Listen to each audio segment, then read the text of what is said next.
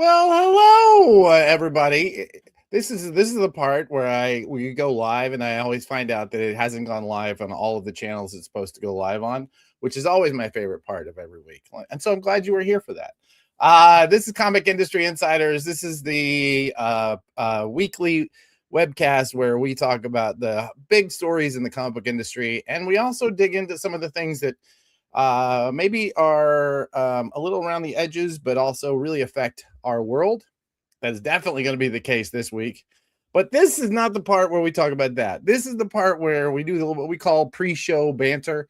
It's our opportunity to kind of bring everybody into the room, our guests, our co-hosts, and you, the audience. So as you start to filter into the room, would love to see you on the chat. Thank God, Django, that we're at least live on the YouTube channel. So there you go. All right. We've got about 12 minutes before we go live with the regular show. And to that end, I want to bring in a couple of our regulars just to say hello. Hey, Dirk, how you doing? Tommy, good to see you in the chat. Here in our green room, though, we have a familiar face, Mr. Joe Keating. Hello. It's good to be back. It is good. It's good to have you here. I know have nothing going on this week, so I appreciate it. To putting two books to press right now simultaneously. That's right. Yeah, that's a fun alignment. Comics the Magazine number 5 and TFI number 16, 15? 15. Yeah, that's right. And eagle-eyed retailers will note that we have to send that one to print before we have your FOC numbers. So we have to guess. So, order what you think you want allocated, I guess, is the real. Just order a ton. Order more than you need. That's worked out so great for comics. Exactly. I want to say thank you to my father-in-law's dog for making a guest appearance, and if you can hear her, she's really saying hello to him. Megan, that is not a transition towards you, and I apologize. They're even hinting that it might be. That's it was gross. What is wrong with me today? I'm going to transition poorly all day long. I can feel it. How are you? Doing well, helping do the math for those books we're sending to print. So that's a lot of math. This is the math day, where we get to guess how things are going to be printed. It is my least favorite part of the job is how many of these do we need? Okay, we'll see. One day. You know what? He's in the room. I'm going to bring him in before we bring in our other guests. Our regular, the man who makes comics each week sound like sports for most people, Mr. Sean from the Comics Pals. How are you, sir? Hello. I'm doing quite well. And happy to be here as always. How's everyone? Fantastic. We're doing well. We're doing well. I keep hoping that one of these weeks you're going to play that virtual piano for us. That's I tell the various audiences that ask me to do that I need the proper motivation. I just haven't had it yet. That's fair. That's a fair. You know what? You're not just our wind-up toy that we can make do dance. No, that's very true. I completely appreciate that and respect it. Awesome. I am not going to transition out of wind-up toy. It's not going to happen. But because I can't do that, I'm going to bring in Trevor, our producer. Absolutely a wind-up toy. Yeah. Otherwise, I was going to go to our guests, and it was one of those mental blocks that I knew I was going to say something inappropriate, so I have to bring you in. I feel like a wind-up toy this week. It's appropriate. I've just been going in one direction nonstop. It's a big show this week. Are you ready to be canceled? Because I know that I'm expecting it. I think I'm safe because I won't be on air, so it's really on you, man. I appreciate that. We have a couple of expert guests that we're going to bring onto the stage right now. This guy's a legend, an absolute legend in the world of fandom. He is. We're going to give him the full intro here in a minute, so I won't do that. But for now, let's do the words Hannibal Taboo really do hold up on their own. Thank you so much for joining us today. You're so kind. Thank you so much. I'm so happy to be here with all of you. I can tell you that during my very young years of being a professional in this industry, and by professional, I mean I was working in a comic book shop, I have very intense memories of seeing you on the forums and in letters columns. There was a time where you could not pick up a comic and not see Hannibal Taboo in there somewhere. I got around like Tupac and Chain Letters. That's correct. Yeah. That's awesome. And finally, because I want to make sure that he gets a little extra time here at the beginning, Mr. Jeff Watson. Hello, Jeff. Hi, everyone. How's everybody doing? We're doing great. I think we're ready to have a really intense discussion about an intense subject, and hopefully we'll give everybody a little more to think about on both sides of this conversation. And I'm really looking forward to the fact that I have both of you who I have utmost respect and have got really great reactions to or interactions with in the past as part of this. I'm so looking forward to it. So anybody in our cast of regulars, do we have, I mean, we've got like 7 minutes. You might not get one of your questions in. Do you have anything for either of these guys? I'm real curious. Sean, do you know Hannibal Taboo as a mover and shaker in the comics world? Unfortunately, I have not heard of Hannibal Taboo, but I am anxious to hear everything there is to know about the man. Yeah, we're not going to do a full interview, but maybe we should. I think maybe that should be part of our long form. We'll bring Hannibal back, and we'll discuss some of these things more intensely.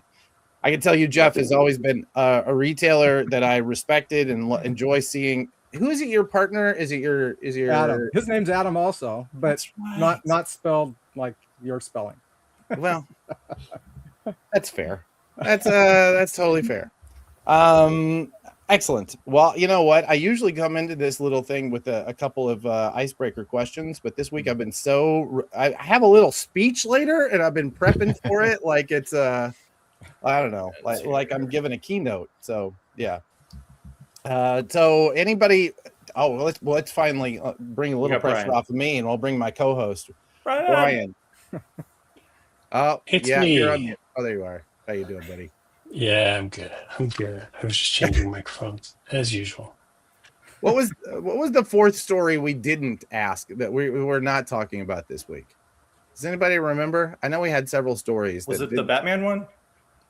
Oh, that's right. 500,000 copies. Because we Absolute Batman. couldn't verify. Right. Yeah, We couldn't verify those numbers, so we skipped it, but it's legit enough to mention. And I do love the fact that the only verification of it is Scott Snyder saying, "Oh yeah," like he legitimately. The only reason I got out is he's Totally trying that. to fight. Yeah. That's enough for comics journalism, right? Yeah, That's what we call collaboration. Yeah. I mean, you know what though? Like, I believe it. I do too. Yeah, I genuinely do. Yeah, I do too. You know, it would not shock me. They're also doing I love those guys. They're also doing like 8,000 variants on it, right? So like you do that plus the 3,000 they're already selling, 300,000 they're already selling. Like, Yeah. it's not a crazy It's actually number. not that bad though. Yeah. They only do 4 variants, like A, B, C, D, and then there's usually a 1 in 25. That's it. Don't they they don't do do the 1 in retailer 50. variants too, There's though? got to be a bunch of retailer ones. One, yeah. well, There's a bunch of that is retailer true. variants. Yeah. That's true. Yeah, that is a good point. But Most you know, people- again, it's not a slam at all because it's like you do that math and it's getting to 500 is not crazy. Is my point. Yeah. Like, No. And I think it says a lot. I mean, does it mean that there are 500,000, readers that are one copy per? Maybe not at the moment, but I do believe over the lifetime of this, how many of those reprints have they put out? They've had to go back to press like 4 times on the trade paperback, Yeah, So- that trade paperback has sold bundles and bundles of copies. Yeah. It's still selling really well. If you look at the Circana numbers and trace it through the year, it's still outselling tons of other stuff, which is great. So Whenever I get down to 5 copies, I order 10 copies, and by the time they come in, I'm ordering more. Like, every time. That's It's insane. unbelievable. That is insane. I don't know. I love it. It's the thing that is powering all of us at the moment, right? It is this engine that kind of pushes people into the store that allows everything else, all of the other ships to rise. Okay. Somebody else asked a question. I'm gonna go let this dog out. I'll be right back. I've got 3 minutes before we start this show. What's let what's the dog everyone out? reading? Have we had the what's everyone reading question? no, I was just going to recommend What's a that. standout? Good suggestion. What's a standout? Joe, what's a standout for you? Well, I haven't read it yet, but the thing I'm most excited to read is I picked up Billy Bat finally. Knock Your Order Solid nice. Billy Bat. I saw this, I think, I don't know. It was like in French like 10, 15 years ago. And I was like, I can't wait to read that in a year. And it took 10 to 15 years. So That's amazing. I'm pretty pumped That's about that. I haven't read it yet, but it's like right here on top of my stack. So Jeff, what are you reading? pretty pumped. I was given this to read, and I haven't read it yet. Woodstake. Has anybody read that? Interesting. No. Yeah, I don't it's know this by one. Chip Comics. But No. my, Woodstake. my comics manager Adam put it on my desk and said, "Check this out. It sounds like something you'd like." So Awesome. this is my next read. We'll see. I'll see what it's like. I love it. Megan, what are you reading? Ooh, so much. Basically, been reading Superhero Girls High School Reunion to my daughter every night through the That's chapters. Cool. It's so fun. Like, please keep making more kids books, DC. You have a every book buyer over here. That's so great. That's so great. Hannibal, so nice to meet you. Yes, sir. I've followed you for You as years, well. so this is very cool Thank you. to see in the flesh. What's a standout for you?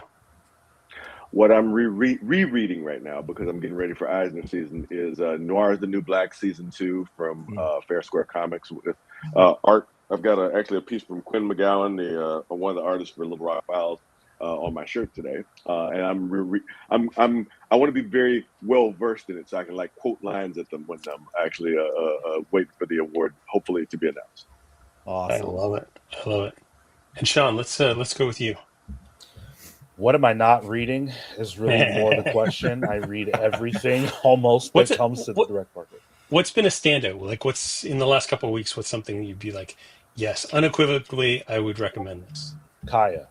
I tell everyone, Nice. Kaya, Wes Craig. I am such a big fan of Wes's art style due to Deadly Class, and so buying Kaya was a no-brainer.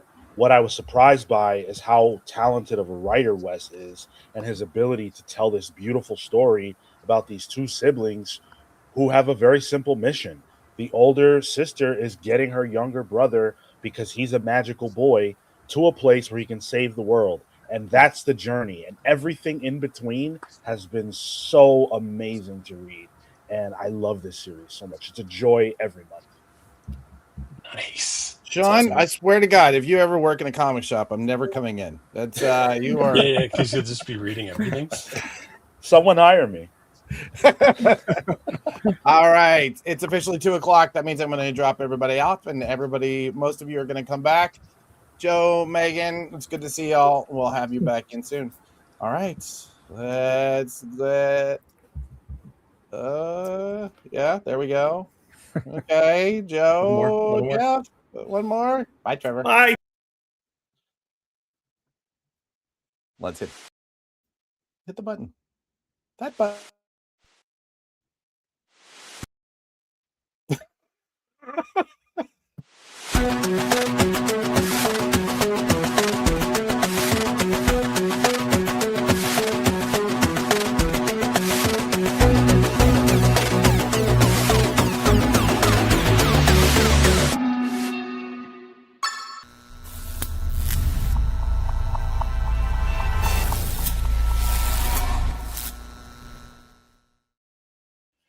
It's Tuesday, and that means your Claude Cowork has reminded you to set up your pre-order so that they'll be there for you to pick up tomorrow. My name is Adam Freeman. This is Comic Industry Insiders Live. We get an opportunity every week to talk through the big headlines of what's happening in the comic book industry, to kind of tease out the things that will help you in your business or career in comics, and we get a chance to even dig a little deeper occasionally. I have a co-host at this process every single week, and it is my absolute joy to not have to talk all the time because Brian Garside is here. Hey, I'm here, and we've got an exciting show that's going to get us both canceled, and I can't wait. Oh my Can't gosh, I'm going to have so much time. How are you going to spend your time once you're canceled? Really? I don't know. I've been thinking about it a lot, and Yeah. I've never wanted to take up fishing, but maybe. right? I don't Like, know. fishing would be great if you didn't have to touch fish. Other than that, like I'm all Good in. point. Yeah, I mean, Joe is a big fan of fly fishing, and he's always know. talking to me about it. And I think that It looks nice. so fun. Just go outside and just whip a stick around. I mean, yeah, occasionally you have got to eat some fish, but Yeah. no, man. I don't know. I'm looking forward to my eventual retirement caused by my cancellation over my position on AI. Yeah. AI, is that what we're talking about? That's what we're talking about this week, buddy. Yeah, Do we it's have a should deck? actually share my deck, shouldn't I? Yeah, we got a deck. Let's show the deck. We worked so hard on it. And by we, I mean Trevor. He did work really hard on this. So let me just add this to the Oh, there we go. stage smoothly. Awesome. So yeah, this week we're talking about AI being evil and AI being the future. It's all at once. That is, I think, here's the spoiler for everybody.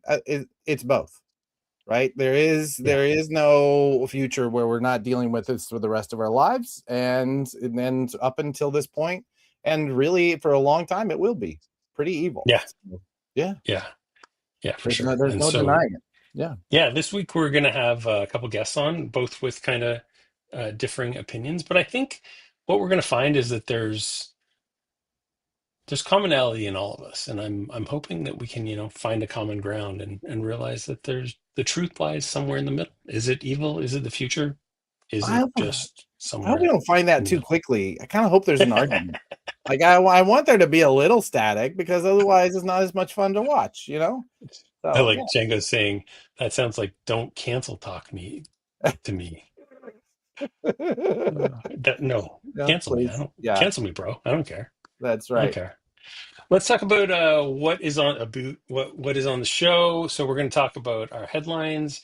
We're going to flipping it up this week. Here we are. Both Adam and I have some, I think, reasoned and thoughtful takes on this. So we want to kind of end with our feature. So we're going to do our bestsellers list in the middle, and then we'll talk AI is evil and AI is the future. And we got some quick cuts in here too. Excellent. Yeah, we do. And we have some really big headlines this week. Actually, I don't want to say big. I think a lot of people are holding the really big stuff until San Diego next month. But yeah, exactly. Yeah, this tends to be the time over the next couple of weeks where things get very, very quiet. So if anybody has some news that they want to drop to us, nobody will pay attention to it. So just send us an email, adam@pranadm.atom. That's right. pranadm.com. And just let him know, and he'll. That's great. Thank you so much. We'll sneak it in. Nobody. I appreciate you doxing my actual email address there. I really appreciate that. Oh, is that we're not supposed to give that one out? Yeah, that's fine. Whatever. Podcast at pranadm.com. podcast. That's right. We'll get snippets from Heroes this week. I'm planning to go. I'm just going to go overnight. I'm going in on Friday and going to be there until Saturday evening. So, dude, that's so fun, because that's one of the shows I've never been to, but I've always wanted to. I've never been to San Diego, and I've never been to Heroes Con. And of the two, I would actually rather go to Heroes Con than San Diego, because Heroes Con feels like my kind of show. Like, it really is hanging out with artists, and it really is. Have you been to Baltimore?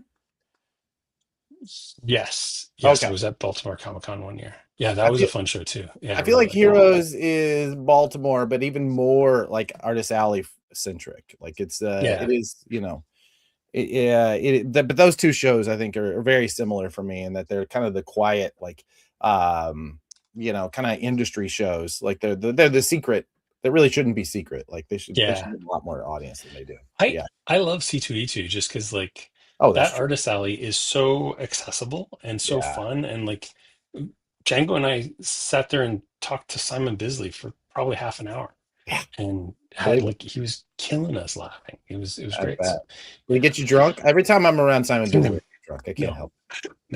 No. The headlines this week are all big, I think, kind of think pieces. I think it's a really interesting look at where the industry is and where it's going this week. I think it's a cross section, since we're not talking about like big developing stories. I would say that the workers union could be argued, but still, let's argue it. Let's get into it, shall we? Let's do it. Yeah. Let's talk Mad Cave on the increase in comic expenses. This, I want to say, so Mark London, I have this true affection for Mark London. He is this publisher who started off, like many of our clients, as like a single comic. He just wanted to get it out. He just wanted to get it made and distributed. He wanted to get it printed. He did conventions, he did the thing, and then he realized, oh wait, I know a little bit about business. I can actually start to build around it. And he did this in a way that we could talk about why that did. I think we talked about why it didn't make the headlines, but we can discuss that. I'm sorry, this is the DC White thing. Anyway, Mad Cave, getting back to that, Mark London, he does this Substack where he talks about how things it's really hard right now publishing. Like every time publishing in and of itself, as he talks about in this process, being a publisher like the size of Mad Cave, covering the depth of what they cover, you have to make a bunch of bets, and one out of every 6 or 7 pays off for the rest of them, because not everything works. And so he talked about how right this second they haven't had a hit in a little while. So it's been kind of a tough early part of the year. I know they have some really cool stuff coming up because of some of the work that we're doing with them. But it's a really great piece. I would say if somebody wants to drop that, whoa, I just pushed the wrong button and now my entire screen is me.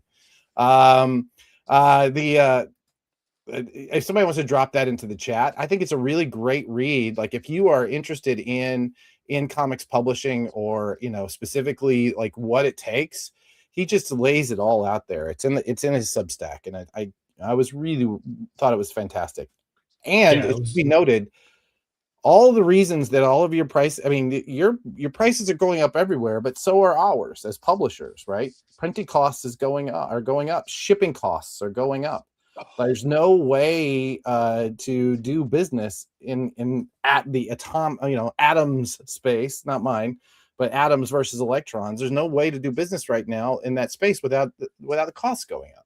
Yeah. I was just complaining about that in our Sando Bros chat, that my shipping costs last month, just shipping out, went up 20%, and my remote shipping, which normally I will have to ship 2 to 3 boxes remotely, but a bunch of the regular carriers that I have dropped some of these remote locations, so it went up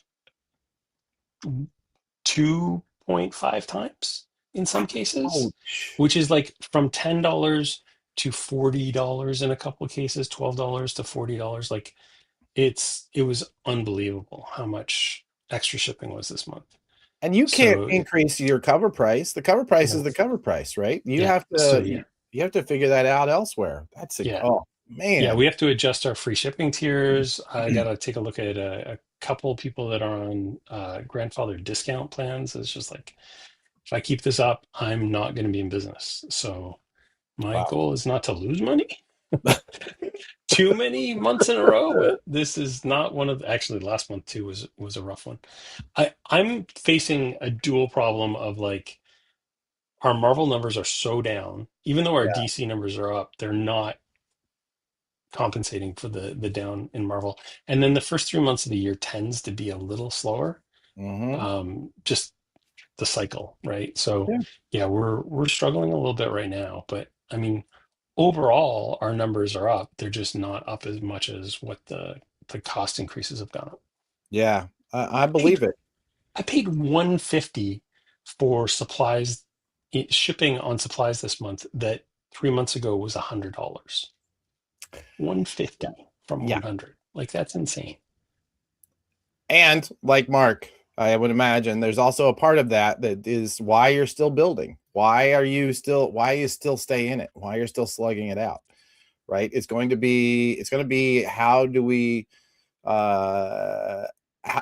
use this time to consolidate and make our systems better, and then step forward so that when things turn again, we can make stronger businesses. Yeah. I mean, what Django says here, if you had a brick and mortar store, well, that's the funny thing, Django. My rent also went up 20%. So, and Jeremy says all it's going to take is a downturn in DC sales, and stores will be in trouble. I agree. Yeah. Well, let's DC, talking to you. I know some of you listen and watch read our newsletter. We're just gonna please keep going. Hey, speaking of, look at it's DC variants. The DC variants. How big are variants in general? This was a really cool story, actually. So this was done. I asked around it. Happened in ICV2. Mhm. If someone wants to drop the link in the chat, uh, they meaning Milton at ICB2 talked to a major comics retailer. Right, he doesn't Mhm. say who this major direct market retailer is, but this retailer did an analysis, and I asked a couple of them, and one of them actually had something really interesting to say. I'll come back to. But essentially, they wanted to analyze the number of SKUs and the percentage of sales from variant covers from Marvel Comics, DC Comics, and independent publishers for their operation. The data was based on sales over the last 6 months. The practices and sales of this retail operation may be different from the market as a whole, but their numbers are an indication of the scale of the phenomenon. So this was really interesting. He talks about how DC A covers 270 SKUs at an average MSRP of $4.79, accounted for 63% of unit sales and 56% of dollar sales. That meant that variant covers covered the difference, 37%, 43% in dollar sales.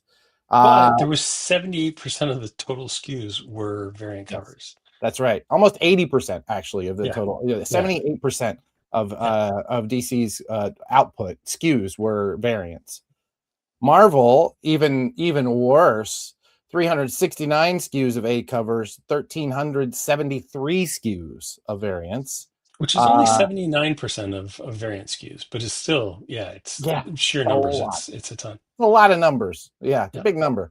Average MSRP of $4.72, 66% of our A covers, 61% of dollar sales. Variant covers covered at 5.9% as MSRP, or $5.90 MSRP, covered 33.5% of unit sales and 38. All of the publishers, A covers were 1,170, accounting for 71% of units, 66% of dollars, with about 50% more. So 2,228 SKUs for the rest of them, averaging $5.91. That's right. The average cover price, the lowest of these averages, I just want to note this for somebody who I was talking to earlier today, the lowest of these averages is $4.79. That should be noted. Yeah. Right? Yeah. Marvel. That was the DCA covers was $4.79 or $4.72. I'm sorry, you're right, for Marvel. Yeah, it's Marvel. Yeah. Yeah, I'm sorry. But still, $4.72, the average price of a comic sold, right? An A cover sold. So what this says is that, and as Milton summarizes, with the revenue contributions at this scale, it's clear that for many titles, variant covers likely make the difference between profit and loss on a title, and that without them, a new comics business would be a much smaller one. Very right. He's very right. But I don't think that's a bad thing. I think collectors are a backbone of our business, and that's that has always been the way and always will be the way. Yeah, I would say that I'll say roughly 95% of my customers buy one cover. And so they'll buy, their favorite one usually.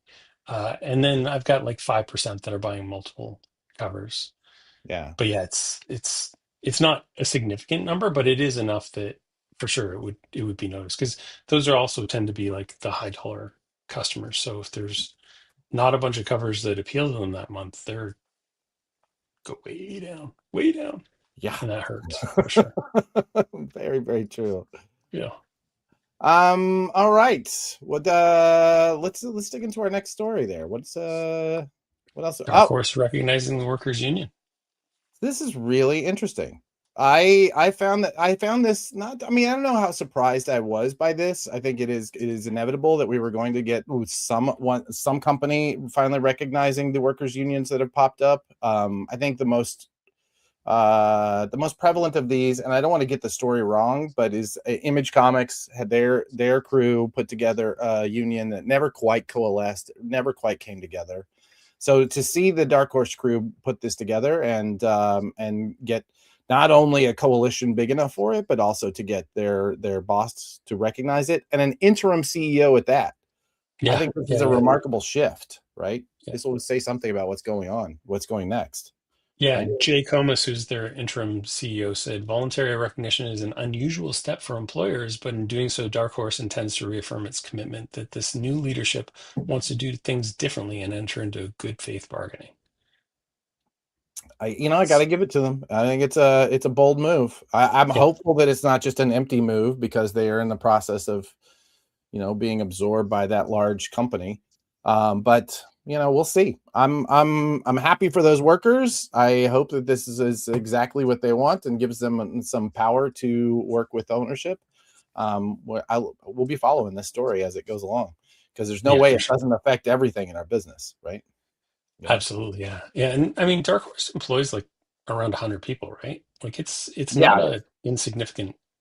It's a big-ish company. It's it's especially a company of that size. You have people in production, you have people in marketing, you have people in sales. Our buddy Stuart Trek is over there. He's going to be, I guess, assume he's going to be part of this union. So I'm, it's not a small group of people who could pull this off. And I am looking forward to seeing where they go with this. I'm hoping that they can bring up some best practices for everyone, right? So yeah, absolutely. Awesome. What did we miss, by the way? These are the 3 stories we thought were the most important. You let us know. Do you think that we're going to did we miss something? Oh, we always love to hear from you in the comments, especially if you're watching this after.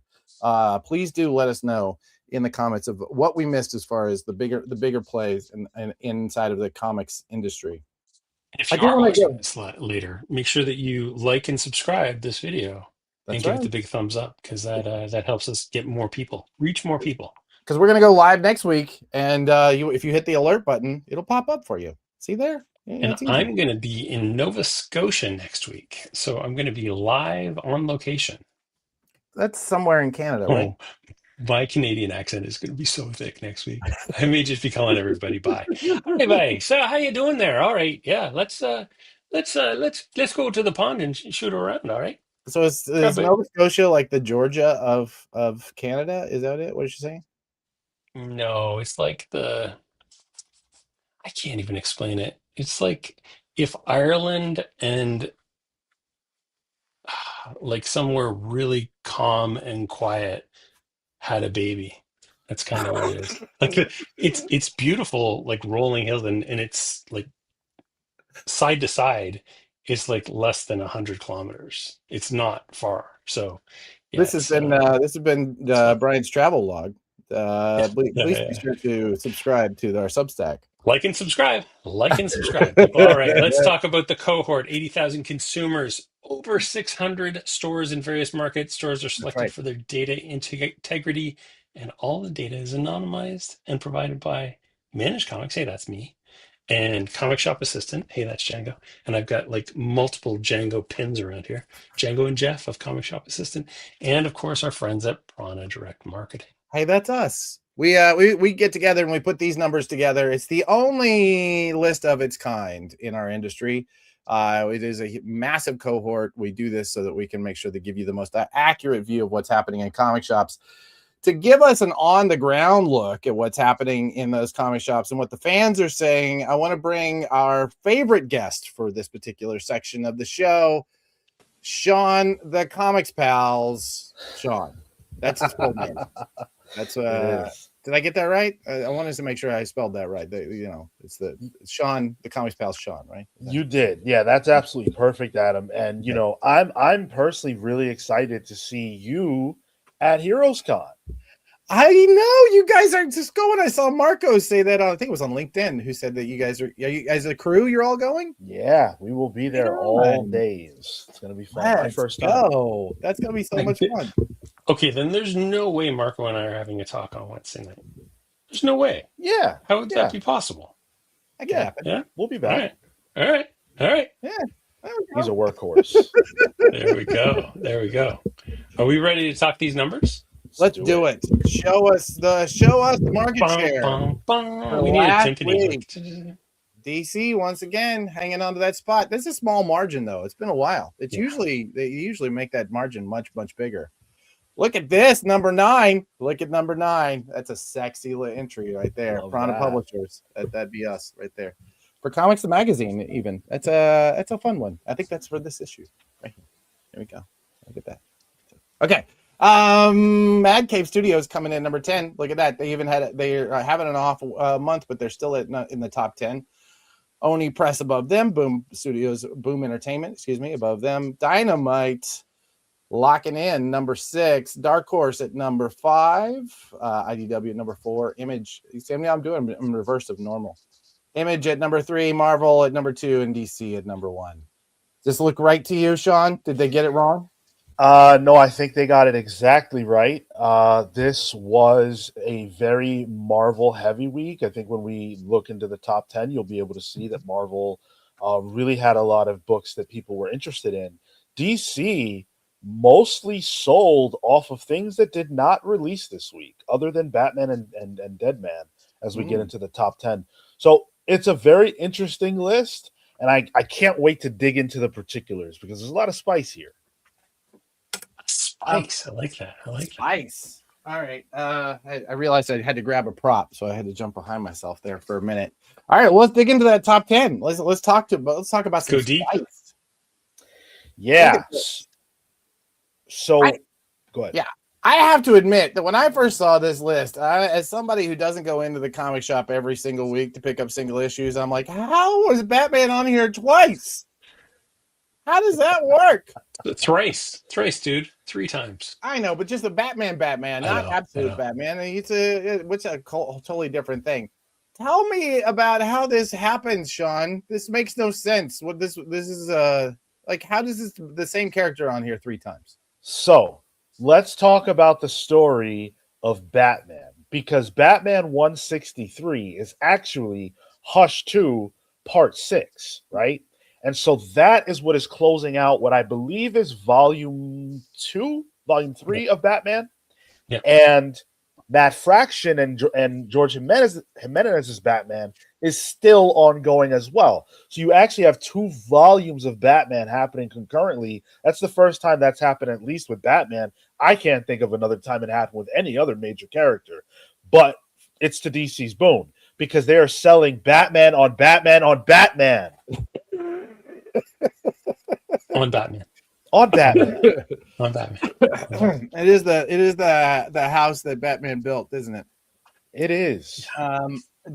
What of the rest of these titles? What was your favorite? How was Deadman? So Deadman was very popular this week, which I was surprised by. Let's talk about it, right? When is the last time that a Deadman comic outsold Spider-Man? Think about that. Yeah. I'm on what Sean. We have Brian here. Let's look at that. Look at that guy. Look at that cover. Yeah. So this is the Ice Cream Man team that is doing this book, and they kind of made their bones on the Superman Kryptonite saga or Spectrum, and that I think got them in the door to do this book, which is I read the first issue and it was really, really good. It was a lot of fun. And it speaks to the strength of Next Level right now over at DC, which is that they're bringing in creative teams that people are genuinely excited about, and they're giving them the big stage. And it's working to DC's benefit because now they can sell a Deadman comic, and it can be number 2 in a week that also saw Amazing Spider-Man, Iron Man, and the X-Men release. Yeah. That's uncanny. I like what you did there. Also, it should be noted, number 2 without the word absolute in it. Right. I mean, that is remarkable in and of itself. We also have May numbers. Before we dig into those, what else did you see on the list? Yeah, so there were a couple of more things that I noticed, which is that Absolute Batman number 20 is 7th in sales. Are you kidding me? Yeah. How long are they going to be able to sell this comic book at this rate? This is unbelievable. I'm just shocked. Yeah. Listen. We haven't seen we haven't seen the ceiling yet, right? 500,000 might just be the beginning. Who's to say? Yeah. Like we could be seeing an engine that keeps going. Although now, I wonder. Thank you so much, Jeremy, because ever since you said it in the chat, I'm like, oh, what happens if DC? Oh, yeah. One of the interesting things about that is they also dropped the second printing that week of Absolute Batman 20, because there was some so-called printing defects on the first issue of the first printing. I mean, they were, if you looked really closely, yes, there was some kind of spine wrinkliness, But so DC released a second printing of them last week, along with like a whole bunch of other books and a bunch of image books too. So that may also contribute to why that's up there so high. I wondered why that was so unreadable for me. I Oh, didn't even it was notice. impossible to read because I had to just focus on this tiny little imperfection on the cover. Let's not dig too deep, except to say that I believe that Comics the Magazine came in at number 14. I want to say it was. I Look at like that you. number. I can't help that one. But let's dig into May, shall we? We are starting to get monthly roundups, and this is something that we're going to be sharing with some other of our friends in the press. If you are in the press and you want access to these things a little early, please let us know, because we're trying to put together deals so that everybody can start enjoying some of this data and help kind of raise the whole industry up.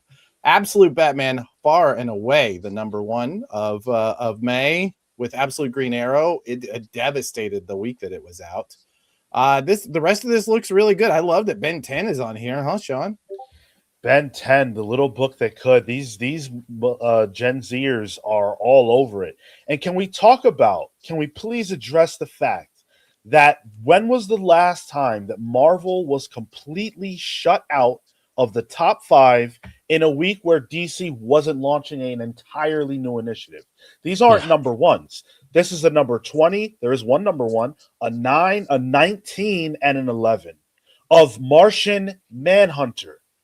Ladies and gentlemen, I know, and that's saying so much for the quality of the books there, man. It just really is. Are people chasing the quality? Are they chasing the shiny object? Arguably, Spider-Man, Superman, I didn't read it, don't know how good it was, but that feels like a more of a shiny object. But like these books are bringing people in and keeping them coming back in, right? This is not an anomaly. So this top 10 is pretty healthy too. If you think that number 1 is 500,000 copies, then that makes number 10 about 100,000 copies, right? Yeah. So 125. So that makes Absolute Green Arrow around 390, which is about what we had heard the number was for Green Arrow number 1. So that's pretty impressive. Are you saying that we're going to be able to do some estimated sales soon, Brian? I can't. I cannot neither confirm nor deny that we could do that. We stay really. This project is ongoing. We're constantly trying to make it even a little bit better. Sean, how before we close this up and get into our whoa, that's the wrong button. Before we get into our big argument discussion. What else? Any other takeaways before we move on? Daredevil. Let's talk about it. So Daredevil number 1, we all understand that book did as well as it did because of blind bags. And my hope was that people would come with the next issue because of the creative team and its strength. And they did. They showed up at a number that's larger than Ben 10 number 1, which is really good because Ben 10 number 1 had blind bags. So the fact that Daredevil number 2 managed to break in to the top 10 of May, to me, is a really good sign for that book and the health of the Daredevil title, which has been shaky for a few years. Yeah, I believe that. I definitely believe that.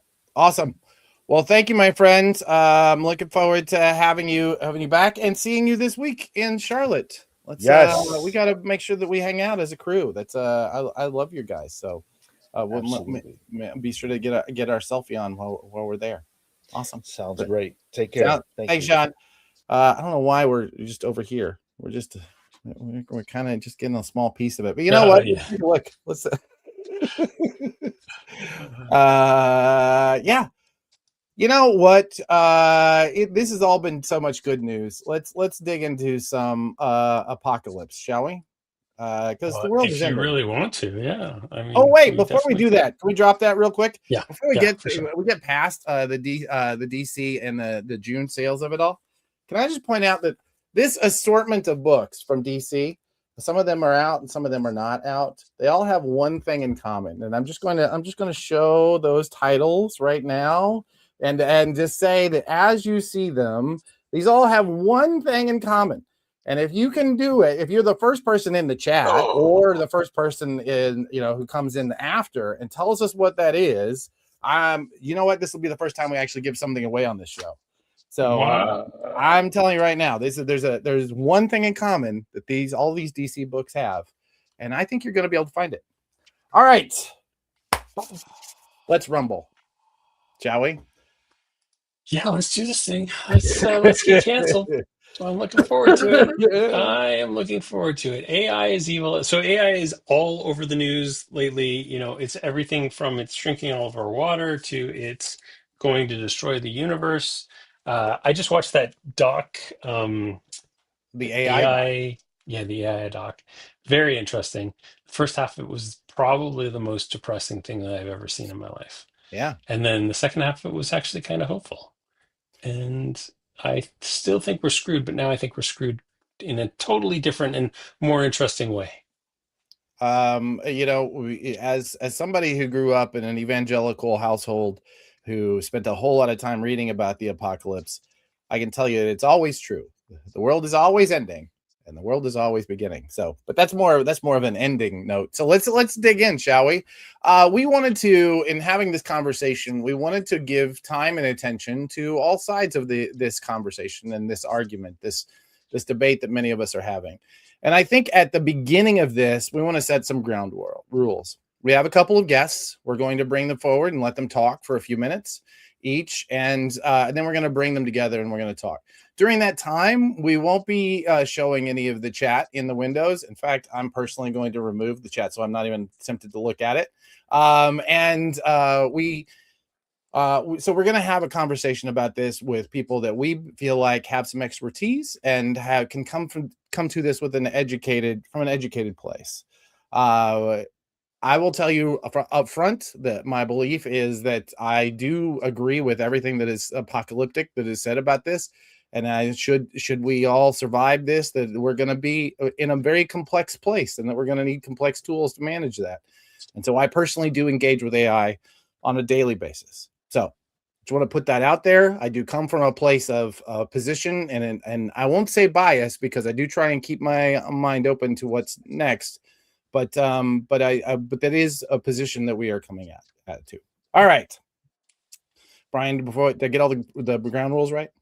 Yeah, no, I think that nails it. Yeah, and I'm also like same with Adam. I do use AI. I think that you have to know what's going on in the world, and if you don't, as a technology, leader, I do have to know what's going on in the world of AI and how it's affecting things. So for sure, I come at it from I use it.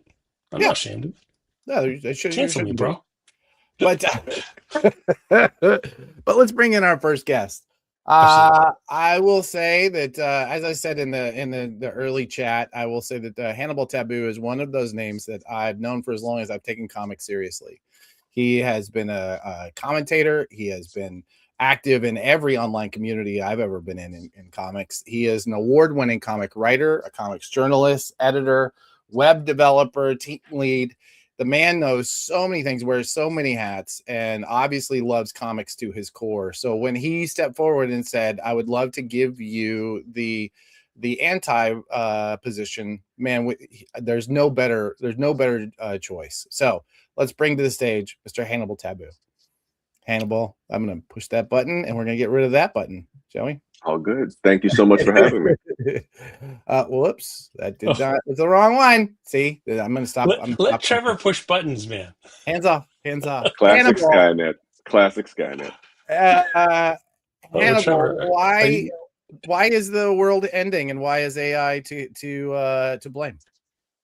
Well, let me start by saying I'm from Memphis. And right now, people that I grew up with, people that I went to school with and whatnot, are trying to deal with their air being poisoned, their water being poisoned, their light bills going up because of more than 18 methane gas turbines running at the XAI data center that was kind of snuck into Memphis without any real oversight by your pal, Apartheid Elmo, Elon Musk.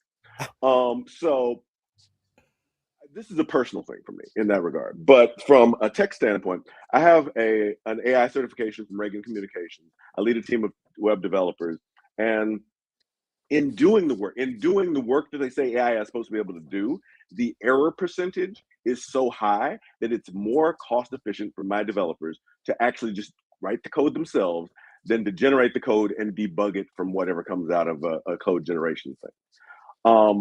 The so-called benefits of generative AI do not match the cost, do not match the dangers, and do not match the cognitive differences. There's already been studies done by major universities talking about the cognitive decline of people who have come to rely on generative AI as a clutch. I will also say I'm specifically saying generative AI.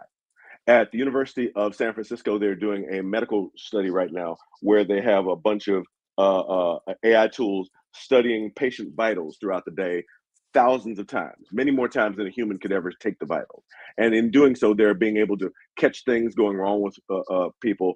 This is a use of AI that is brilliant and does not require data centers and does not require these sorts of things and does not deal with any copyright infringement. You're not going to get a big, lawsuit against Anthropic with people saying, "Oh, you scraped my data and you put my stuff in your stupid machine or whatever," or Sora back when it ran saying, "Oh, give me a Jim Lee drawing of my character or whatever." Those things are not necessary with the type of AI that's actually doing something good. Generative AI, and I'm going to be enormously specific about that, is bad. It creates bad things. It creates deep fakes that are going to socially manipulate the world. The socioeconomic inequality is a weapon formed against us for the use predominantly of fascists. That's why you see the president making a video about pooping on the actual United States of America. This is wrong. Excellent. Well said. When you make that distinction, would you say that there is an ethical standpoint where an individual who's making the decision on how to interact with AI, because of all the things that you just said, do you feel like that is a choice? Is that a choice that you're making, is to not interact as somebody who is a developer? Not at all. I don't do it. My team doesn't do it. We don't have any usage of it in any way in the work that we're doing. Fascinating. Okay. Well, there you go. That is very hard to argue with somebody who stands by those kinds of principles. I would not begin to, and I don't think that's really what we're trying to do here. We're not trying to sway anyone. I think that we would just want to have an opportunity to look at all sides of the conversation so that everybody makes their own choices. So, yes, sir. Thank you, Hannibal. We're going to have you back in just a moment after we hear from Jeff, and I'm looking forward to that conversation. So, yes, sir. Thank you so much. Fantastic. Awesome. So when you talk about something as complex as AI, when you have as many different people in your lives who have very, really passionate viewpoints on its usage, on its effect on our society, oftentimes it's hard to find people who are willing to both step forward and have a reasonable and articulable and educated conversation about it. When this next guest showed up as somebody who wanted to talk on the side of proactively working with AI, I was really excited because I've known Jeff. To bring up that slide, I've known Jeff Watson for many years, and I found him. See, that one wasn't me. I know. I told Trevor I wasn't going to hit buttons anymore, and then I hit buttons. He not only is he the owner of Digital Heroes, digitalheroes.com, and here's the link tree, but also he's a retired computer science instructor and one of the few people who we heard from who was interested in talking about the effects of using AI tools in small business. So I was so excited to see his name come into the inbox, and I'm excited to welcome him to the show. Jeff, I'm not pushing the button. I'm not pushing the buttons. Here, Trevor's there he pushing buttons. Thank you so much for joining. Hi. That's going to be hard to follow. I apologize for having somebody come on and light the piano on fire and then hand you the mic. And I don't want to be canceled either. So. Oh, come on. It'll be fun. You can join us in fishing. Yes, exactly. Fishing, yeah, that's it. Jeff, when you reached out to us about this, I think you made a really wonderful argument about using these tools and how they can be used ethically and effectively for the kind of work that you're doing. So, can you talk about that for a minute? Sure. So yeah, from a computer science background point, I'm old school computer science. I graduated with my degree in 1990, and I started work as a COBOL programmer. You've all probably seen the ads on TV about, oh, we can't stop this because somebody doesn't know COBOL. Well, I'm the guy that used to do the COBOL. What AI has done for me has allowed me to actually stay current. One of the things that I did recently is I was able to write an app, a Shopify app for my store using Claude AI. I had no idea what I was doing, but with a little bit of my programming background, I was able to interact with the AI and actually accomplish something. So I thought that was pretty cool. In a language that I've never used before, I started trying to write it in JavaScript, and I ended up using Rust thanks to AI, because I honestly had no idea what Rust was until I tried to get that done, and AI was able to put me in that direction. So Yeah, we were talking about, well, you and I have been emailing back and forth yeah, about this because and it was a different project. It wasn't the one you and I have been talking about, but right. It was kind of a cool thing that I was paying $4 a month for an app, and now I no longer am because I wrote my own. So Yeah, same. Like I've been doing that with a bunch of little things, and it also speeds up your site because now you're interacting hugely. like at the Yeah, exactly. and it made it a lot easier for my employees to use. Much easier, because it's tailored specifically for my store as opposed to something that's generic that was out there. So for sure, yeah. Now at large scale, you might not be able to do that with things because the problem is Shopify is constantly changing, as you know. Yep. Just this last week, they've changed a bunch of things. So keeping up for that stuff is harder on like larger projects, but definitely on small things that are just kind of maybe look and feel, or maybe it's doing a very specific thing. But I think one of the keys is your computer science background allows you to ask the right questions. Correct. So the problem with computer programming in general is that a lot of the times we're just translating languages, right? Because JavaScript is a little bit different than C++, which is a little different than Rails. And so keeping all those things in your brain is hard. If you can actually speak through the problems. And I'd love you to tell us a little bit about kind of how did you structure the conversations you were having that got you to where you needed to be? Yeah, so we, as a computer science person, we use a thing called pseudocode, which is kind of a mixture of English and computer speak. And if you can write in pseudocode and provide it to the AI, then the AI can translate that into whatever language it needs to create the code that you need for your specific application. So that's what I ended up doing. I was able to basically write a really good spec for what I wanted this program to accomplish, and Claude was able to do that for me, just guide me through what I needed to do on my end.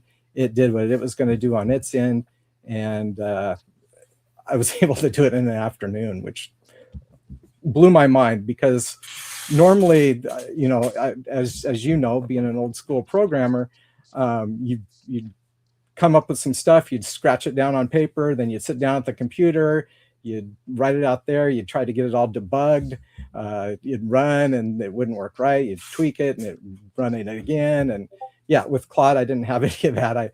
I told it what to do, it wrote it, the code was flawless, and I ran some tests to make sure that it actually did what I needed it to do, and it did, and I was happy.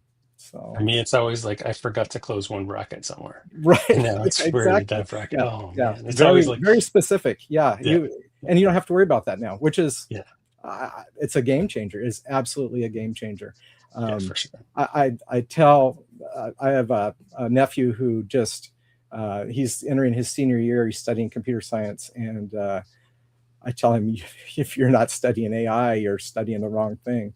You need to take a look at it. You're not going to be coding. You're not going to go out and get a job writing Java or whatever language is the most modern thing. You're going to be talking to AI and having AI actually do the coding. So that's what you need to be doing. So do you use it in any other instances other than just like yeah? or... So to be honest, I use probably 4 different AI interfaces at this point. Weekly I write a news. We have a newsletter that comes out weekly to our subscribers. It's a lot of local people, but we do mail orders, so there's a lot of mail order subscribers as well. But at one point, that was taking me a couple days to get it all together and write it out. And then I started plugging it into AI, and it's like, well, can you take this information? And well, I was having AI edit it for me because my English is horrible. I'm a computer math science guy. I'm not an English guy. So it would fix my grammar, restructure my sentences, and that sort of thing. And then I thought, well, maybe I can just give it an outline of my newsletter, and it knows how I write, and it knows what I've written before, because that's what AI is, right? It's a prediction machine. It predicts what you're going to write, right, based on all of my past writings. And so I gave it to. I started giving it an outline. Okay, here's what I want to start the paragraph about. Here's the comics I want to cover this week in the newsletter. Here's the trading cards that are releasing this week, and here's the events we're running in the store. Yeah. Can you write me a summary of that? And it just, it bangs it all out, and I can do the newsletter. And it still takes me a couple hours because I put graphics in and I paste it, and I read through it, and sometimes it does throw some weird words in there, and then sometimes I'll take a sentence and I'm like, I would never say this sentence. Here's a sentence I would never say. So I copy that back and I paste it in AI and say, I would never say this sentence. For sure. We need something different. Yeah. And so it'll either make a suggestion, or I'll say, no, we need to stick with what I said. And that's what we do. So totally fair. Let's bring Adam and Hannibal back in, and we'll gather around the old campfire and chat and sure, and poke and press and go ahead. Go ahead. No, you go ahead. No, okay, fine. Your show. Hannibal, I mean, I will tell you that as a small business owner, and I know Brian can attest to this, and Jeff is saying, and I'm not trying to gang up on you in any way, but I could say that for all 3 of us, we've seen the value that these tools can bring to our small businesses and allow us to act like larger operations than we are. How does that fit inside of your understanding of what is and is not an ethical decision for using these machines? Once upon a time, lots of businesses in the United States found a way to do work with less cost, and by doing things, they called it slavery. They actually got human beings from another freaking continent in chains and dragged them over here in boats and made them work. And they had so much more free time.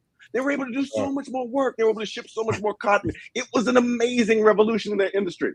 Sure, if that's the sort of idea you want to do. Because again, when I see the formaldehyde levels going up in Memphis, when I see the ground level ozone going up in Memphis, or when I see, for example, Gartner saying that 50% of companies laid off workers because of AI will rehire for the exact same roles by 2027, sure, go ahead and do whatever you want. I mean, okay. Well, I think CEOs messaging that they're laying off because of AI when they're actually laying off because of larger economic conditions. I mean, we can all agree that that's exactly what's going on here. It's not. I mean, they might be saying, "Oh, we'll be fine because of AI," but they're not. They're not laying people off because they think someday they're going to figure out how to do their jobs with AI, and we haven't figured it out yet, right? They have not figured it out.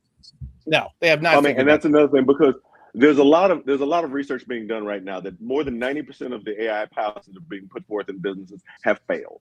that they've tried to move it out into business. And again, maybe, I mean, because I work at an enterprise level, maybe I'm talking about different things in small businesses. I don't know what kind of scalability is happening in businesses between, I don't know, 10 and 100 employees. I don't know. But at a larger scale, this experiment is failing. At a smaller scale, if people are seeing improvements, great, that's fantastic. But at what cost? Because when I hear, oh, I tell this thing to code it, my brain thinks, where did it get that code? How did it learn to do that? Did it learn it from my developer? Did it went to scrape the website that we work on and learn from his code and his experience? Because that's not fair. That's not compensating people for the work they've actually done. That's theft. That's intellectual property theft that is technically, basically not really legal when you really look at it. So yeah, I appreciate the idea of this makes my life easier and screw the people who suffer. There's no more American perspective than that. I totally get that.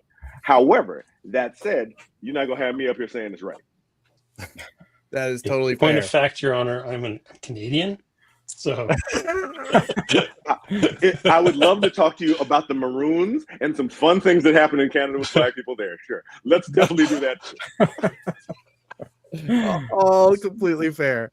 I have plenty of rebuttals to some of the points that you made, but since I don't want to repeat them, I'm going to wait for my section at the end, and I'll look forward to debating it further if you're ever feeling up to it, because hey, I enjoy this, frankly. So this is good. I live to do this. I'm built for this. Excellent. Let's look into the chat and see where I mean, honestly, I will say that just my first scan through the chat, it seems like a fairly AI friendly crowd, or at least an AI practical crowd. Practical, maybe not the right word, but they're feeling like it's like, for instance, we have Lunatech Comics here saying, I started using Claude for simple day-to-day tasks. Being a one-person shop, I need a little help. Right? It's hard to argue with that. These are tools that can make a one-person shop act like a 10-person shop, right? Yeah, and especially when we're talking about stores dealing with 750 SKUs a week, like that's a big data problem. And absolutely. These single owner, single manager shops they're you want to talk about bringing a knife to a gunfight. They are really coming at this, with it going at with no tools in their hands. So I would say that would, generally speaking, this seems to be the consensus, though, of this. Although our friend Tommy does say, because of all the damage the data centers do, it's like you're firing that gun into a crowd. What do you say to the fact that all of our? I will reveal a hold card here, just so that we can have the conversation.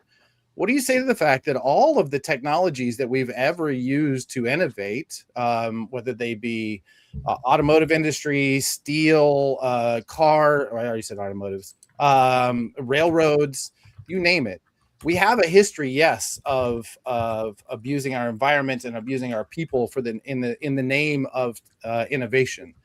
You're not wrong. But that doesn't mean that we are, and as Tommy said, I don't think we are the ones that are pulling that trigger if we get into a car, or if we buy goods that came to us on a train, or if we use steel to protect ourselves. That doesn't mean that we are culpable for that damage, does it? I would say this, that with the automotive industry, with the steel, with the examples you used, they were not doing the same sort of thing as generative, and again, I'm being very specific about generative AI, does, in terms of generative AI seeks to extract the benefits of skill and experience without compensating the holders of skill and experience. In doing so, let's pick any of those. Let's pick automotive, for example, which put a lot of people making horseshoes out of business, which put a lot of people, making horse accoutrements, put them out of business. Sure, great. Did it, in doing so, steal the intellectual property rights of someone that had previously done that work? No.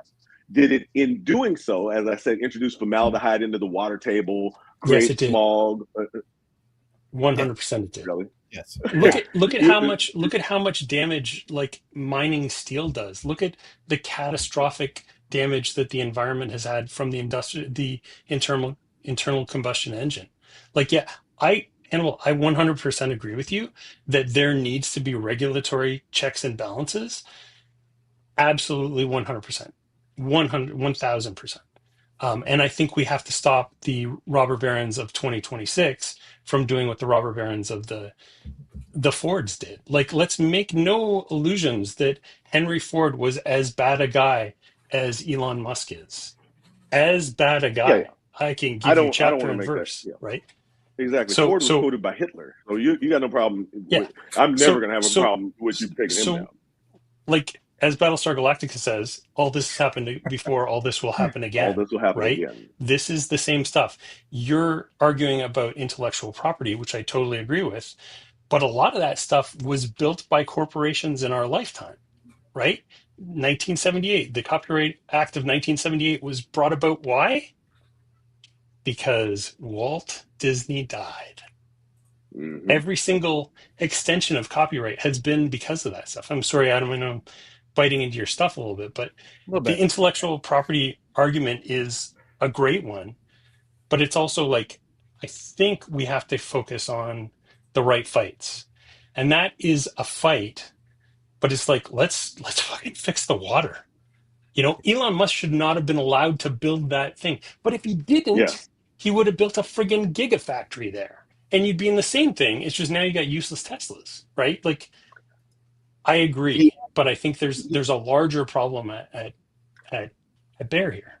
Also, There are, to be noted that he could not build that without the local government approving it. So your problem Exactly. really is with the local government and their inability to say no, and their inability to regulate, and their inability to draw a line around this robber baron. No? so fun stories there. The so-called local government there took significant financial incentives from our pal apartheid Elmo to make that thing happen, Yeah. and the regulations around building any other type of thing there are already in place, are already drastic. There are no regulations about building a data center. You can build that in all, literally all in most, with the exception of it as a city in California, Monterey Park, just enshrined into law that you cannot build data centers. It's a new thing. So he was able to skirt around loopholes and get around some things. You can't build a boring company or a SpaceX thing, a facility there, without going through a lot more loops, a lot more hoops rather. Data centers are not as well regulated, and that is not a question for local government. That is a question at a much higher level. So I see where you were going with that, but that argument's got some holes in it. Do you think that perhaps with the all these data, Proliferation. do you think that perhaps with all these data centers and the amount of power that they're taking, this will maybe push things like clean energy, nuclear power, some things like that we haven't seen, and as a society we really need to be pushing towards, just because of the demand. I think that's probably the direction we'll head. My optimist side is saying that's where we'll eventually we'll go. We can't kill ourselves for AI. We can't pollute all of our water. We can't. History shows if people start dying, a lot of people start dying, then something will happen. Something will change. Then we'll finally wake up. Right? Well, so again, looking at history, there were a lot of bodies in the ground before a lot of those regulations happened. So I don't know what the number is. Yeah. I don't know what yes, it's unfortunate. And I hope that's not the case.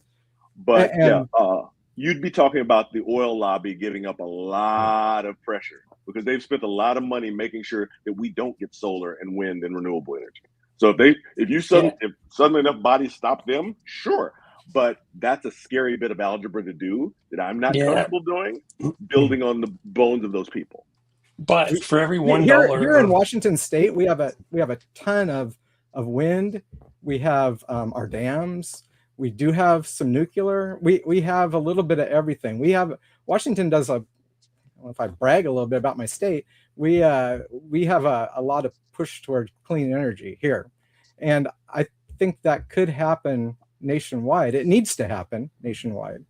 Well, I would say and- that I because of what I'm going to do, I'm going to read. Hopefully, I'll remember to skip over it in order to not repeat it. But big tech accounted for 43% of all clean energy contracts signed globally in 2024, which means that renewable energy for data centers is growing 22% annually and projected to cover 50% of new demand by 2030. Now, maybe that is all bullshit, right? Maybe they are just PR stats, but I know from work with governments, our company has worked with a government that is really tied to oil, and they know they're going to run out. They know that there's a limit to how much the energy they can pull out of the ground. So I believe with Jeff, I think that we have no other choice but to. Right. If we're going to have no this other choice. demand on energy, it's got to come from somewhere, and that might be the biggest benefit. It's also predictably cheaper, right, in the long term, and that's what corporations are concerned about, is the expense. And over time, renewable energy is way cheaper than fossil fuels. Like, look at right now. Right now, your electricity fossil fuels are horrible. that comes from your electricity that comes from a solar panel is at a fixed cost versus whatever the oil is coming in. I paid $5.50 a gallon for gas the other day, so there you go. Yeah, that's cheaper than it is here in LA. But I will notice that Adam Stat did mention global. I'm aware that in Dubai and then in Europe and lots of places that they are much, much more enthusiastic about using renewable energy than we are here, especially looking at this specific administration, which I'm not going to get too deep into. Even with and the that, specific though, things going on here. Yeah, even with that, though, in numbers are not 2025, for every $1 was spent on like regular, what do you call it? Like classical electricity, using coal and gas and all that stuff, there was $5 spent on new builds of renewable energy stuff. And that was in 2025 when a lot of the subsidies were gone.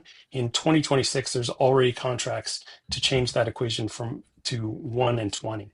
So yes, you're right. But at the same time, it's also because the cost benefit of this, even with the current administration taking away the incentives, is still much, much greater. I certainly hope you're right. I'm not well known for my faith. Well, the one thing you can count on corporations doing above all else is protecting their bottom line. So if it makes financial sense for them to do it, they're going to do it. Well, I can tell you from my own personal viewpoint, our goal here was to highlight the ambiguity of these choices. So I'm going to take what he just said, and we're going to run with it. Thank you, gentlemen, so much for being here. This has been a fantastic, respectful, and educated conversation, which is what these should be. So yes, I so appreciate you both being here, and I can't wait to have you back to argue with. Pleasure to meet you, Hannibal. Yeah, absolutely. I went to high school in Tacoma too, so I remember a lot of nice. Tacoma aroma there. Awesome. Jeff and Hannibal, thank you so much. See, I pushed buttons. I made the mistake. Don't push buttons. Trevor pushes buttons. Trevor's the button pusher, and I just am going to screw it up. Who do we cancel now? I feel a little confused. I don't.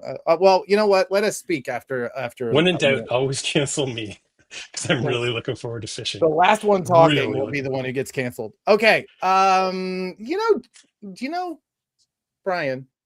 We got to pay some bills, buddy. Got to pay some bills. We got to pay some bills, my friend. And you know, one of the ways that we pay bills around here is by helping retailers who every single week have to make a decision. 750 SKUs they have to make a decision on. That gives them less than 5 seconds a SKU if that's all they did all week long. So what we're going to do is we're going to take 1 full minute and we're going to talk to you about one of the decisions you're going to have to make this week. But you know what? Don't take my word for it. That almost worked. I'm Gary Brown. I'm the artist on The Future Is number 15. Please pick it up because it's some crazy stuff. Some of the most fun I've had drawn in a comic book. Hi, my name is Allison Court. I'm the executive producer of the new visceral and disgustingly terrifying horror comic from my husband, ZM Thomas, and it's known as The Biotic Crisis. Take it away, ZM. So The Biotic Crisis is a story about a doomsday cult that comes into possession of an alien life form. that will wipe out all life on Earth, and it takes place during a single night when a small group of federal agents go in to try to prevent the cult from releasing the biotic crisis. It features artwork by Cliff Richards of Buffy the Vampire Slayer and X-Men, as well as colors by Katrina May Howe, known best for her work on Avatar: The Last Airbender. Get it? It's going to make you puke. I hope so.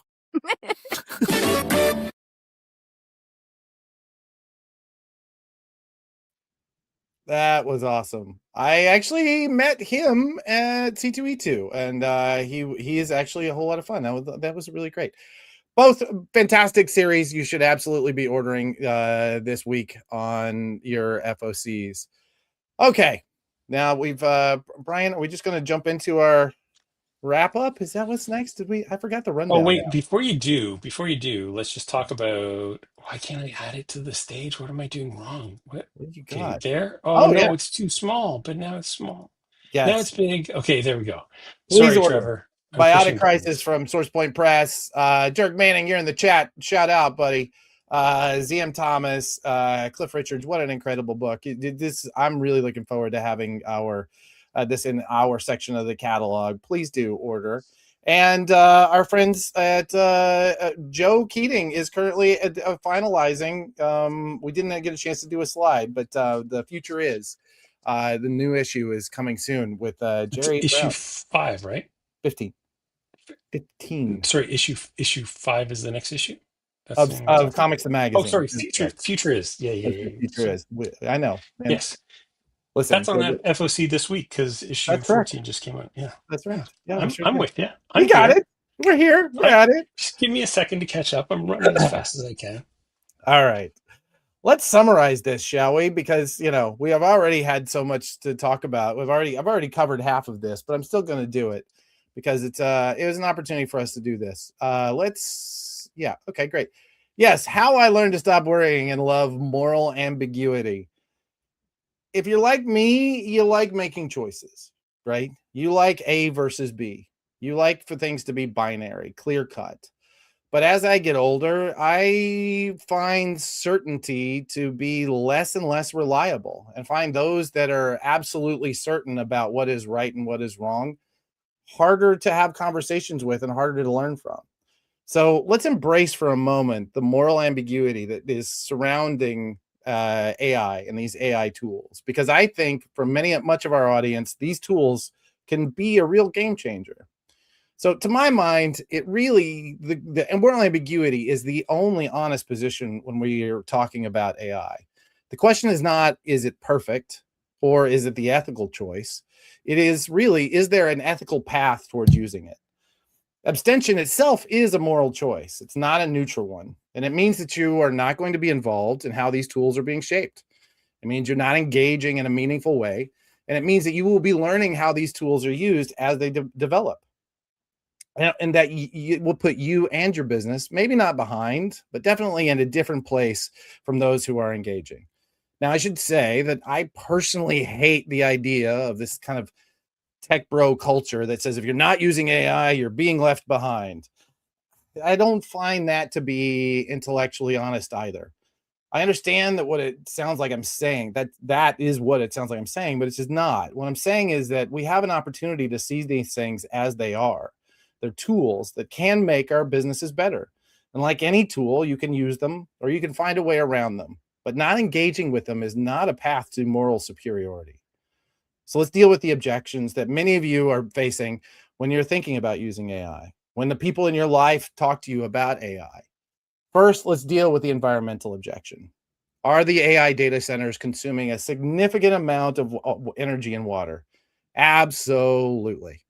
This has been the same, though, for every technological advance we've ever had. Railroads, steel mills, automobiles, all of them. When they first arrive on the scene, they're dirty, they're expensive, they kill people, they tax local environments they're in, they cause environmental disasters. You look at the history of steel mills in particular, and then think about how much of your life is made of steel. Data centers represent about 0.3% of the US water withdrawals right now. You wouldn't think that based on the conversation that we hear. Agriculture represents about 70%, and it really should, right? but a lot of that is almonds, frankly. But there is something to be said for the fact that these systems are becoming more and more self-contained, so that once that water goes in, it's just reused and reused and reused. Because in the end of the day, that water is for cooling, and we're going to learn to cool in a way that isn't going to use up resources that are expensive for those data centers to maintain. Here in these early phases, yes, they're very consumptive and very dirty, but it's only as we develop the technology that makes them cleaner. As I said earlier, big tech accounted for 40%, 43% of all clean energy contracts signed globally in 2024, which means that renewable energy for data centers is growing 22% annually and projected to cover 50% of new demand by 2030. And you know what? Maybe that's all bullshit. Maybe that is just PR, right? These are just marketing agencies who are doing their messaging right. But what we do know is that these data centers need energy, and there's a finite amount of oil and gas to go around. So these data centers are the ones that are going to be driving renewable energy in many of their communities, energy that we're all going to be using. No question, this represents advancements in renewable energy. No question that these data centers are going to be used to figure out how to make the next generation of solar panels and wind turbines. And as AI is involved in developing that technology, it will expand and grow. There's also a lot of conversation when you start digging into this about how AI is more efficient than humans at their output, meaning that a human takes a certain carbon footprint in order to produce the work, and AI can do it for less. Personally, I find that conversation to be a little suspect. But if it works for you, use it to enhance your ambiguity. So let's get back to these historical precedents. The railroad system, 15 million acres were deforested. Now, that's the backbone of our freight. It's actually the most efficient way of getting freight across our country. Automobiles, 50 plus years of unregulated air pollution solved by the Clean Air Act in my lifetime, and catalytic converters. We still need that moment for AI, no question. But did that keep our parents and grandparents from learning to drive a car and teaching us to drive cars? The early internet data center usage doubled from 2000 to 2006 as all of these new internet data centers were coming online. And the efficiency of those has dropped dramatically ever since. This pattern has happened over and over and over again. Hannibal is absolutely right. When they step in, they are a disaster. But by the end, we find cleaner and cleaner ways. Now let's deal with the intellectual property objection. This is, as Hannibal said, AI is kind of a plagiarism machine. And while that is technically true, these systems do take in a lot of text. They vacuum up a lot of text and images and from the world, and they spit it back out. But they're spitting out something new in the same way that as I consume all of this, am spitting out something new. In the same way that Hannibal, as he reads, is spitting out something new. Nearly every time this has been before the federal courts, they've sided with fair use and have said that the product is not the same as the input. I find that argument maybe a little weak. I do think that those of us with copyrights that were hoovered up, I do think that we should be compensated, but I'm not sure that I believe that we are the ones that are the true victims of this. Now, while it should be noted that AI doesn't really reproduce source text, not in the same way that you and I plagiarize. It extracts statistical patterns and pulls them together in the same way that human creative people do. We take in all these influences and we spit out something very, very new. Now, when we're talking about these AI platforms, we're really talking about copyright. And copyright is an incredibly interesting thing because it wasn't really instated until about 15 years after our Constitution was built. This is the US. Sorry, Brian. And it has shifted in our entire country's lifetime. When it was first invoked, when it was first created, it only protected that copyright for 14 years. And it wasn't until, I believe it was 70 plus years later, that it was pushed to 28 years. And it was only, again, in my lifetime that the copyrights lasted the length of the creator's life, plus a certain number of years if it's reinstated. Now, each year, every time that comes up, every time Mickey Mouse and Superman come up, they find an opportunity to extend it. But I wanted to note that these are not the This is not the work of individuals. This is the work of corporations. And these corporations are settling. Warner Music and UMG settled with AI platforms in 2025. Disney has reversed its stance and started working with AI systems. A lot of this is shifting from the corporate side. So as a result, we're going to have to start thinking about what is our copyright, what is our intellectual property, and how long should we hold it? How long should it be ours? This is not a moral argument. This is not life, liberty, and the pursuit of happiness. This is more of a legal argument, meaning that it's constantly shifting. Now, if you're in a small business, I don't envy you the decisions you have to make on a day-to-day basis. But I do think when I go think back on all of the things that are we've been saying here today, I think about Harlan Ellison. And by the way, I'm pretty sure I know which side of this he would be on, and he'd probably be arguing with me. But he once said that morals are the rules that we make for each other, and ethics are the rules that we make for ourselves. I ethically feel like it is important for me to engage with these tools.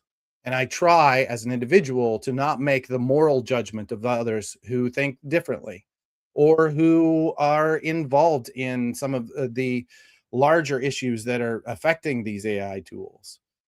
Do I think morally that the people like Elon should be taken into account? Absolutely. But for that conversation, I'm going to leave it up to my buddy Brian and say thank you.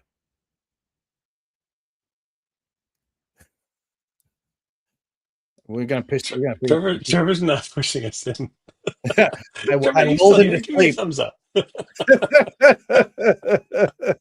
Yeah. Well said, my friend. That was good. You yeah. It's fun when we don't actually know what the other one's gonna say, because we talked a little bit about this, but Yeah. you cooked there. Oh, thank you. I skipped about a third of a third of it, so you're welcome. Yeah. Well, yeah. Let's talk about why we need to stop. Oh man. It's okay. One of these days. Find one of those buttons. It's fine. There we go. Why we need to stop fighting and actually start fighting. So I'm still here. Okay. So I think we need to really stop fighting the wrong fights and stop fighting some of these moral fights and start fighting the right battles. We really need to stop waging war against each other. We need to stop vilifying each other. We need to stop left versus blue, right versus left, blue versus red. We need to start behaving like a society and solving problems at a community level. And we need to learn from a bunch of the mistakes we've made in the past, including social media, the internet, and how a lack of regulation has allowed a very small number of companies and oligarchs to have undue influence over the rest of us. A lot of the problems we have right now are regulatory ones. They are about regulations that already exist that need to be enforced. We need to enforce energy, water, zoning, all these things that can be fought on a local level. And if those local politicians won't play by the rules, then we need to have consequences for them. And those consequences at a local level are a lot easier for you to institute than at a federal level or even a state or provincial level. We really need to learn the lessons we did not learn with the internet. The internet was supposed to be as ubiquitous as any other utility. We realized in the 90s that there could be haves and have-nots, and we really did things to try and improve that, because we realized that if you did not have internet access, there would be a time where you would not be able to get a job. So we have things like rural broadband, which is not great. We have things like cell phones that actually make it possible for people to have internet connections in remote areas. We have kind of a democratization of the commons and the media. But again, we've allowed regulations to strip that from the people and give it more and more to corporations. We have to fight for our rights to access. The truly dystopian future I fear is that there will be the haves and the have-nots when it comes to information. And that by allowing these powerful corporations to have that, they will have power over us. This is our data. These LLMs were trained on our words, our code, our language, our art. This is not the few corporations that own this. This is ours. So we need to arm ourselves. You should be looking at creating your own local LLM. And next week, we'll talk a little bit about that. If you're worried about energy costs, those local LLMs will allow you to have the power and take advantage of it, but also control things a lot better. And if you keep it truly local, you can train it on only your own things. The Vatican has an LLM that is completely trained on the digital property that is within the Vatican. And finally, I'm going to say something incredibly socialist here. You probably won't recognize these words, but there was a very wise man who once said that government is for the people, by the people. It's the foundation of democracy, and we need to stop ceding power to corporations that hold our elected officials to account. Call your congressperson or your member of parliament, as cheesy as that is. If you can't believe in them, help find somebody that you can believe in. And if you can't find somebody you believe in, then be that person. We have to stop fighting each other, and we have to fight the system. There you go. Look at that. We've never done speeches before. I'm all kind of fired up, Never. my friends. I know. I'm going to go run through a wall. If you're still with us, thank you so much for sticking around. I want to say thank you to the chat for being so respectful and being being engaged. I want to say I think this entire conversation really does lose it loses its power over us to manipulate us when we can have reasoned conversations with people that we respect. And everybody I've seen in the chat and everybody's been on here has been wonderful. Yeah. I want to say, I think we have some calls to action, CTAs, actions. Let me check. Let's see. do Oh, those. yeah, you're right. Yeah, let's do I guess it. I should push those in. Oh, sorry, Trevor. Now I'm pushing buttons. Oh, that's right. Comics the Magazine every single month is on comic shelves, and every single month we have, let's see, this is number 5. Here they go. Look at that. We have classifieds in every issue that you could be in for a mere $20. It goes up from there, but we got to be paid by the word. Got to keep these lights on, baby. But $20 will get you out to the 40,000 people that get this on a monthly basis. I mean, come on, tell me that Jeff Bezos can give you a better return on your investment. No, you cannot. Tell me. No. Alphabet can't even get close. Comics and Magazine classifieds. You should be placing one. The Prana Bullet. Listen, if you want to get the top 400 in your mailbox before anyone else, before we talk about it here, then you need to subscribe to the Prana Bullet. Click that little QR code with your phone, or just go to pranadm.com and sign up for the Prana Bullet. And every week you will get a massive treasure trove of news, of upcoming releases, and of the things that have sold in other comic shops. And then you can argue about it with your friends. Also, I want to note Megan, who was on earlier and is forever in the chat, works incredibly hard on this, and she does an amazing job every single week. And I will tell you that I don't think there's a top 10 publisher that doesn't have one of their members of their staff opening and reading this on a regular basis. Like this, I'm really proud of the fact that we've become a bit of a newsletter of record, as it were, for the publishing industry. So that's pretty awesome. Yeah. That's pretty awesome. And finally, Comics Magazine cover. I know. Look at that. Number 5. Number 5 is alive. Oh, I can't. It's alive. I see. Can I tell? I can't talk about the secret yet. There's a secret involved in this one. But this is number 4. Comics Magazine. Put it on your subscription list. Tell your retailer, even if they give it to you for free, make sure that they do. Joe, I'm sorry. I wanted to talk about it. Never been good at keeping secrets. They're so busy he did it twice. Love it. I love it. Excuse me. I have to go disassemble. Too good. Yeah, I'm looking forward to this. Joe said that this interview with Mark Spears was a lot of fun. It was one of the best interviews he's ever done. Yeah. which I'm super jazzed about because he's done some Oh. good interviews already.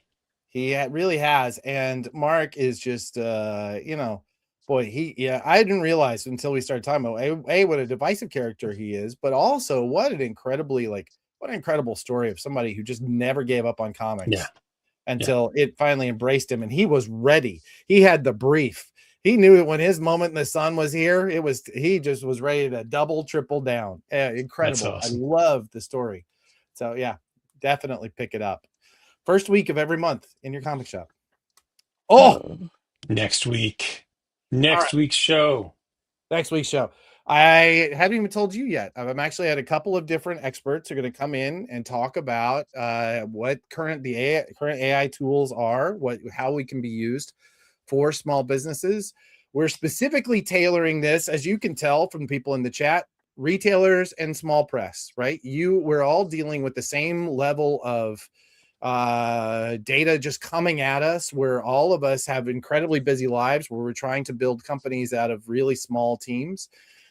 I can tell you, I have really seen a lot of wonderful effects using certain AI tools, and we're going to talk about which those are. You and I both have our recommendations, and we're going to bring some experts into as well. So For sure. Yeah, that sounds great. Yeah. Like as somebody with severe ADHD, AI has changed the way that I organize my thoughts. And that's a pretty impressive thing. And because of that, I do a lot of it locally. I don't do all of it in the cloud because some of it's kind of, personal. I don't want all that. I don't want all that. Doesn't need to know. Doesn't need to know. Gotcha. All right, buddy. All right, my Time friend. for you to shine, pal. What? Oh, you know what? I totally forgot this part was happening. I just want to talk you and me. It's just you and me now, right? I want to say you sat through this whole thing and you probably had to deal with some real uncomfortable emotions. You probably got a little bit angry at somebody on the screen. You probably got a little bit frustrated, and yet you didn't walk away. You engaged. You jumped in the chat. You were ready to hear ideas that were not yours. And for that, I want to say thank you. And if you are like Jeff in the back room of a comic shop, he's in the green room, I can see him, and you are watching us and getting involved, but you're also, running and making the donuts and making sure people get their comics and making sure that this really beautiful part of our culture stays alive, I want to say thank you. And if you are making comics, if you're publishing comics, if you are like our friend Dirk who's in the chat, if you are doing the thing that brings other people's voices forward, I want to say thank you. And to each and every one of you, I just want to say, please keep showing up and thank you, because this week you saved comics. Namaste, y'all.